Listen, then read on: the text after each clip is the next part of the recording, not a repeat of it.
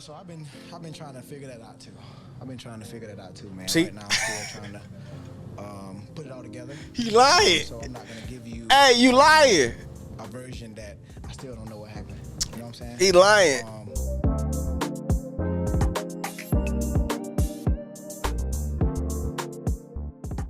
So before the body cam footage came out, what a lot of us don't realize is we saw viral videos on social media, Tyreke Hill on the floor, looking like he's struggling with the police officers.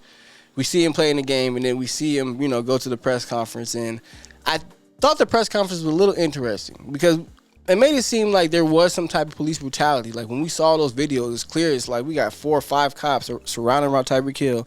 In our mind, it's like this is before a game. What could Tyreke have been doing to warrant this? Like, what could have done to him to even be on the floor with cops surrounding him, putting him in handcuffs? So we believe that there had to be some type of misconduct from the police, but the way that Tyreke was answering, it didn't really make sense, and I knew it at that time. So I'm about to react to Tyreke talking about him being detained and pulled out of his car before his game the other day. So I'm gonna run this clip, get my little 2 cents, and get up out of here. Let's run it. Right now, so I've been trying to figure that out too. I've been trying to figure that out too, man. See? Right now I'm still trying to put it all together. He lying. So I'm not gonna give you Hey, you lying. a version that I still don't know what happened. You know what I'm saying? He lying. See, because he don't know what he want to say. Because he know, like, again, Tyreke didn't do nothing too wrong. But he could have controlled this whole situation. He's the one who set it off. He's the one that set the energy and the tone for this whole interaction. Right when he said, don't be knocking on my window like that. He didn't have to come at him like that. He didn't. That set the tone. I do want to be able to use this platform to say, like, what if I wasn't Tyreke Hill, bro? Like, worst case scenario, because it's crazy. Like, I want to be a cop one day. I got a state trooper, had all that, so I got a lot of respect for cops, man. But obviously, everybody has bad apples in every situation. So. Hey, I'm dying because I feel him. But he know he don't want to be no damn cop. Like, shut up. Like, you don't want to be a cop, bro. You probably do respect the profession. I respect the profession as well. I'm interested in law and law and order. Me too. You don't want to be a cop, though. Stop lying to the people right now. I want to be a cop, too. No, you don't. You don't. You want to be an NFL football player, and when you're done, you're not going to go over there and be a state trooper. You're not. You're not. And in terms of you being, what if you weren't Tyreke Hill, I hate when y'all say that. Because, again, I've been pulled over not hundreds of times. I've been pulled over plenty of times, bro. And I got the situation pretty fine due to disrespect, honesty, and if they're doing anything wrong, you can take that up in court, okay? That's how you enforce your rights in the courtroom. Everything leads to court. You cannot hold court from the streets. Can't happen. It can't happen. Let's run this, though. I want to be able to, use this platform, to figure out a way to, like, flip this and, make it a positive on both ends, on my end and then also Miami-Dade, so that way we can team together and, do something positive for the community, because that's what it's all about, bro. Like, you guys are here to, like, protect us as individuals, and I have a platform and I want to be able to team up with you guys, so that's all I got to say, so. You feel me? And so once he got there, like, I knew, and this is before the body cam came out. So he knew, man, there's something I could have did better. That's why he want to partner with him and do all that. And he's not tripping right now. He not like, yeah, they need to be, because he's about to say, well, tell you all you need to know. But they need to be arrested. Like, he's not on that because he didn't do nothing. Yeah, they did take him out the car. Yeah, they did, put him face down on the ground and all that. Yeah, they grabbed him by his neck. Yeah, they did do that. But they didn't punch his stool. They didn't injure him. They didn't do none of that. Was it kind of traumatizing a little bit? Probably was. Yes, I've been in them situations, so I feel you about that. All I'm saying is, he's not a bad dude, but the conversation should not be on police brutality. It should be on how we are conducting ourselves in traffic stops. The police put you in handcuffs? I have no idea, for real. No idea, man. It's crazy. No idea. You lying. Disrespectful. You know, because my mom didn't raise me that way. You was disrespectful. Didn't do none of that. So, like I said, I'm still trying to figure it out, man. I guess the police officer was put on administrative leave.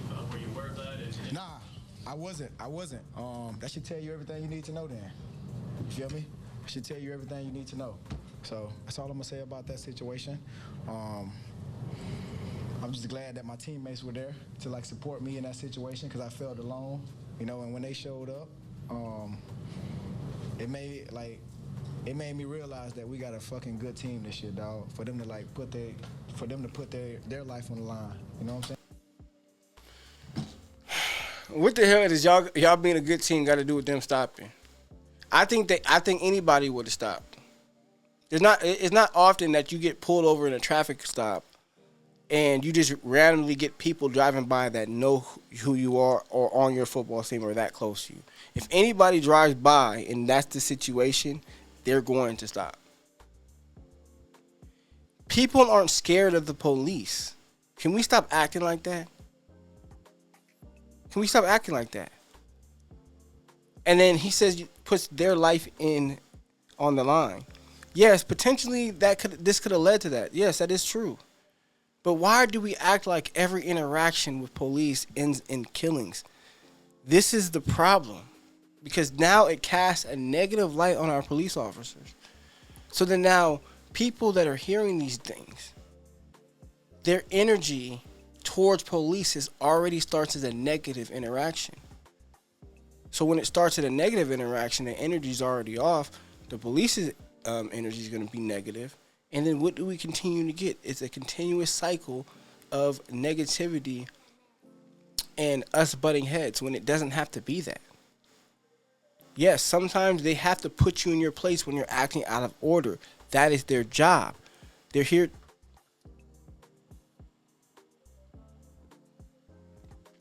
Yes, they have to put you in your place when you're acting out of order. That is their job. That's their job.